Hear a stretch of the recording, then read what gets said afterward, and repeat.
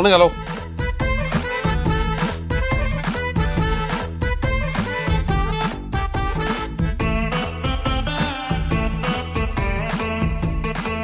কিরে ভাই, গোস্ত কি দিবেন না? না দিলে বললে দেন, আমরা চলে যাচ্ছি। ইরাম করে দেবো। দেখছেন তো আপনাদের কি শুরু করছে। এ ভাই, এই ওঠেন ওঠেন তো, ওঠেন গোস্ত ওঠেন। আরে ভাই, খাবার সময় ঝামেলা করবেন না, তিনি খালি পোলাও নিয়ে বসে আছে, নীতি জানে না। এই আলু না, আলু দিয়ে শুরু করেন। ধর্মী আলু নেন, আলু খাতে আসছে নাকি? ও দাদা, কি কি কি হলো? কি ও দাদা, এ কারে নিয়ে আইছেন? এ লোকের দ্বারা তো খাওয়া দূরের কথা, টিভি ঠিক মতো বসতেই পারতেছি। ওরে যার যতটুকু খাবার সে ততটুকু খাবি, এ নিয়ে তো ঝামেলা করার দরকার নাই। এই যার যার ইচ্ছা নিয়ে ভাই আপনি একটু ওই ভালো করে খাইতে দেওয়ার ব্যবস্থা করো তো, যান একটু গোস্ত টোস্ত নিয়ে আসেন, যান। কিরাম করে দিব বলেন তো চালুই?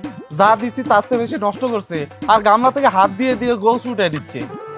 হয়েছে, ওই যার যতটুকু লাগবে সে ততটুকু খাবে, এটা নিয়ে কথা বলার কিছু নাই। এই তোমরা যার যার মতো নিয়ে খাও। আপনি এক কাজ করেন তো, যান একটু ওই সবাই ভালো করে খেতে দেওয়ার ব্যবস্থা করেন, গোস্ত নিয়ে আসেন, যান যান।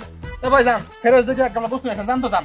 নতুন করে রান্না হবি, তারপর ফ্রেশ গোস্তের গামলা আসবি। কি করছেন চাচা? নতুন করে রান্না আমরা খাবো কখন?